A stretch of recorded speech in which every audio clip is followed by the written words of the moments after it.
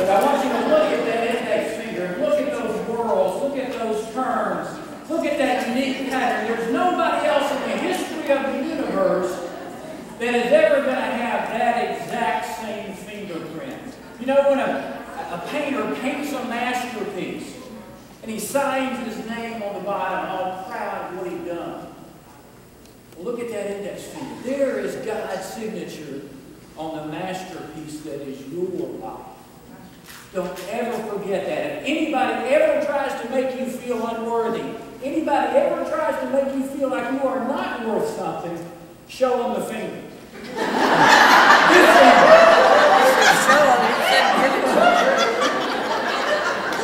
Now you're going to learn tonight that a gynecologist has got to have a sense of humor. I mean, think about it. What do we do every day? It's like we're in medical school, right? They line us all up.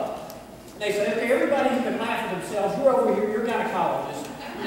Everybody who's full of themselves, you're over here, you're surgeons. Right? And everybody who's just plain dumb, you're over here, you're going to run an HMO. So that's what happens.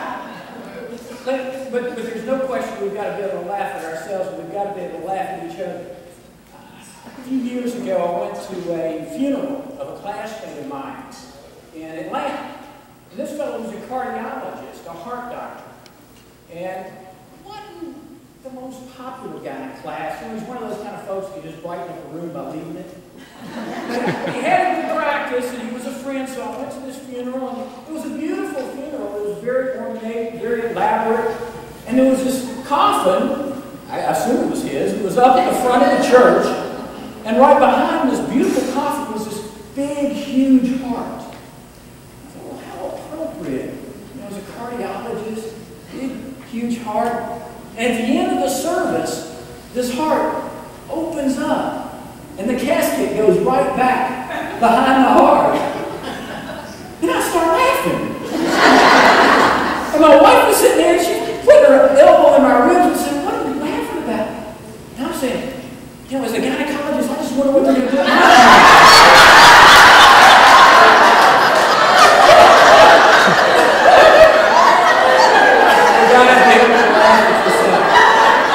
One of my colleagues told me this story, so I'm not telling tales of anybody in here. He was down in Florida, and he had a lady in his practice who just absolutely hated to come to the gynecologist, about 65 years old. Hated it, hadn't been in 5 years, and her nurse daughter knew that wasn't going to cut it. I had to get Mom in to see the gynecologist. So she said, Mom, come over to my house. We'll have a nice, relaxing dinner. We'll take it easy. We'll get up the next morning. We'll go see my gynecologist. He'll be just fine. He's a nice grandfatherly old fellow, small hands. You'll love him. So they go over to their house and they spend the night and they get up the next morning and get dressed and they go into the doctor's office, and you've all been there. They get there on time. About 2 hours later, takes them back to this room that's so cold you could hang meat in it. And then they tell you to put on a napkin, right? Set on some crinkly paper, and then about an hour and a half the doctor finally shows up. I mean, you're so cold in there, you're like a Smurf with a toga by this point. And the doctor walks in and says, okay, how are you? Scoot back, lay down, scoot forward some more. Listen to the cold. Any questions? I'll take MasterCard. I mean, that's the way it works in these offices. So the lady's there, and she's getting ready to get her pap smear. And the gynecologist is all positioned, and he stops for a second and says, well, my, you just took a little extra service in getting done and getting ready this morning, didn't you? And she, what do you mean? She was flabbergasted already. She was nervous about this. So she gets dressed afterwards. She goes out. She walks out in the waiting room, and her eyes are like this. And her daughter says, well, what's wrong, Mom? And so she explained to him what happened. She said, Mom, what did you do this morning that was different than normal? I don't know. I got up, I showered, I used the feminine deodorant, I got ready, I went to the doctor. I said, Mom, I don't have anything. She says, yes, you do. It's that gold bottle right by your lavatory. She says, Mom, that's my gold glitter hairspray.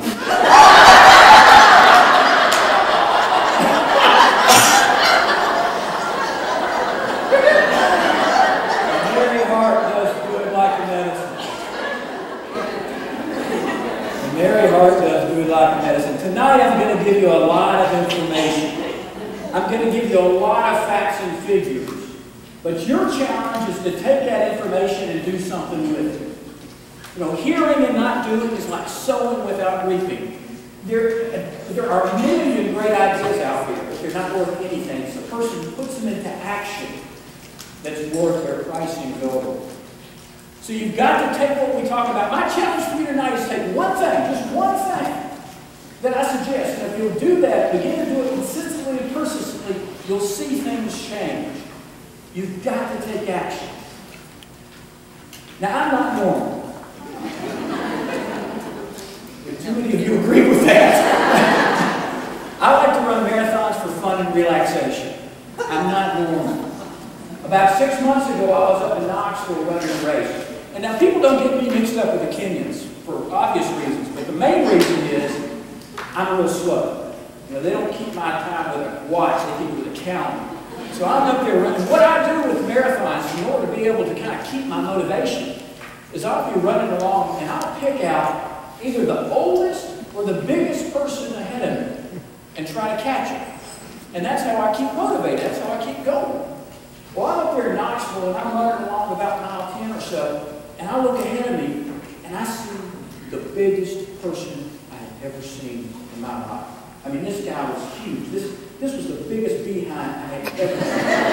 Now, of course, it didn't occur to me at the time, he was in front of me, right? So that ought to say something initially. So I said, all right, I'm going to catch this guy. That's going to be my motive. I'm going to catch him, then I'm going to look for the next oldest or biggest guy. I'm going to catch him. So I'm running after this guy, and it's like he had eyes in the back of his head. Every time I would get close, he would just kind of surge ahead. It's like we were two magnets. They were the same pole, and I'd come up and he'd bounce ahead.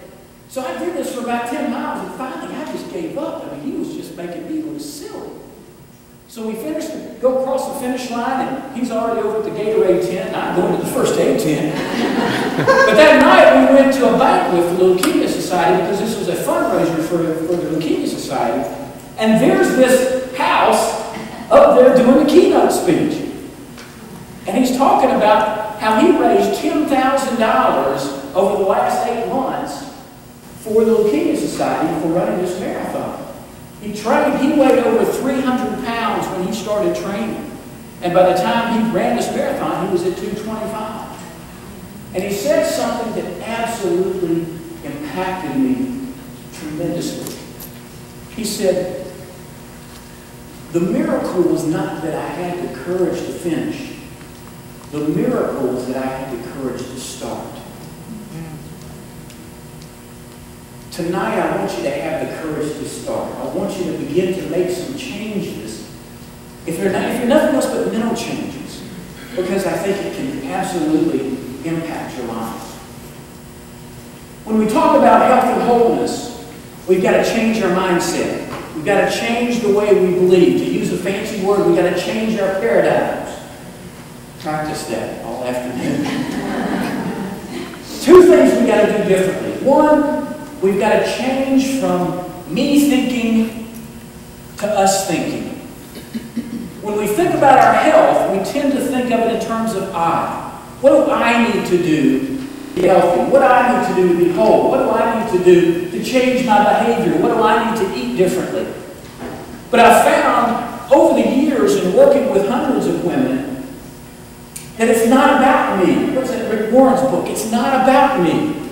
And when it comes to your health and fitness, it's not about you. It's about the family. It's about community. It's about a unit that impacts you more than any other single unit, and that's the family. Everything that you do interacts with your family. Everything your family does interacts with you. Nothing happens in a vacuum. I had a lady come into the office not long ago. I mean, she was telling me a tale of woe that would make a statue cry. This lady was in sad shape. She was telling me her husband was fooling around, her daughter was pregnant, her son was in jail, her cat was hit by a truck, and her dog had the mange. I mean, this was a bad country song this lady was living. And then she says, and I'm so depressed. It must be my hormones. It's your life. Nothing happens in the vacuum.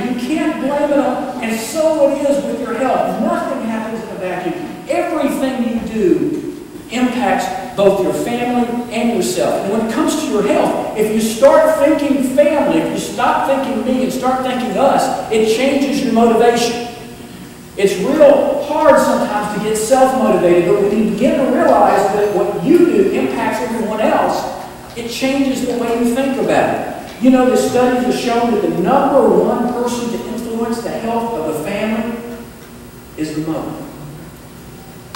Now, I don't say that to put another burden on this already full plate, but I say that because it gives you an amazing opportunity to change for generations. Second paradigm shift is we've got to think of health not strictly as our physical bodies. Now, ridding the body of disease is a good thing, and that's curing. But when we talk about health, we're talking about a balance between mind, body, and spirit. It's the biblical model of health. Think about how Jesus healed. The great physician, the only person in history who ever healed every single person that he fully attended to. I think there's a role model. And how did he heal? Think about the story in Matthew when the four guys had their buddy who was paralyzed on the pallet. Everyone remember that story. And they had heard this great healer was in town, and they said, well, gosh, why don't we take our friend there and maybe he can be healed.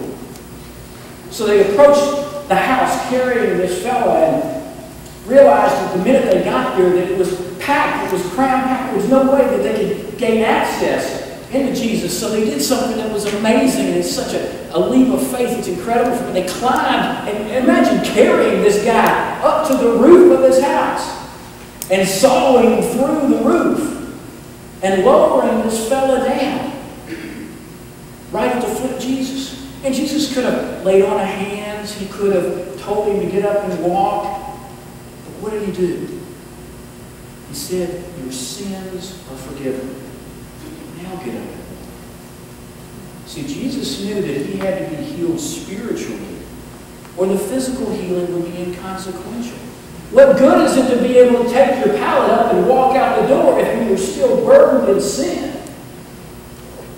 The same thing applies to our health. When we talk about health and wellness, we've got to talk about it in terms of mind, body, and spirit. So the two shifts. Think of things in terms of family, in terms of community, and think of things in terms of mind, body, and spirit. Now, what I want to do for the rest of the evening is unpack that, dissect that, look at each one of those aspects, mind, body, and spirit, and show you how you can make that a part of your life. I'm going to write you that prescription. I'm going to show you how you can bring those blessings of holiness and wholeness that God just wants to pour down on you into your life. So let's start with the mind. Now, to do this, we got to have a little crowd precipitation. I need a victim. I need a volunteer, actually. Now, there's one criteria. You have to have a mind. That's very important. It will not work unless you have a mind. Mary, you're out up front. Come on up and help me here. Let's get Mary in my hand.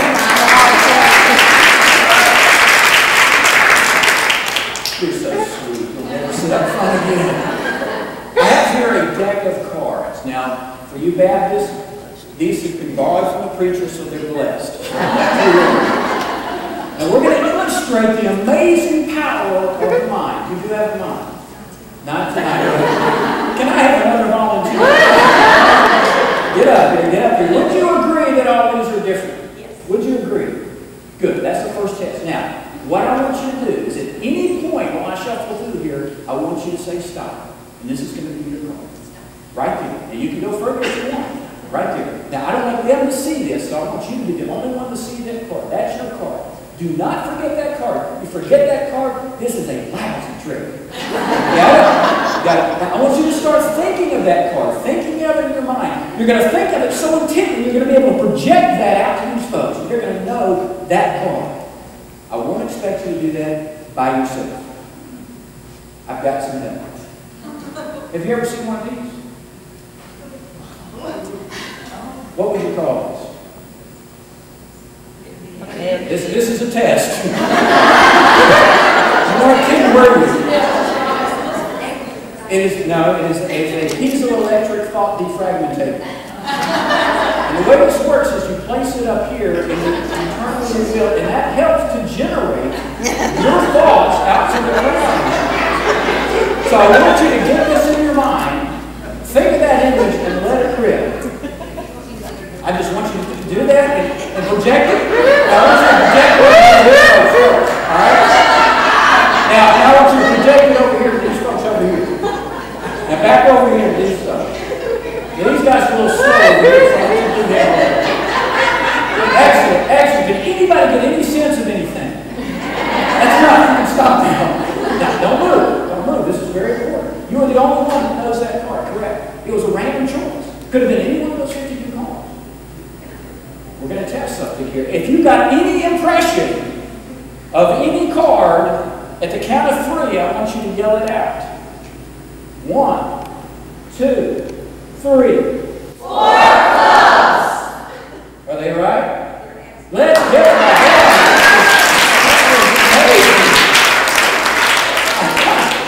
The power of the mind. Don't say a word that'll drive her crazy. There's a branch of science called psychoneuroimmunology, and it looks at absolutely nothing but how our thoughts and our feelings and our emotions impact our physical well-being.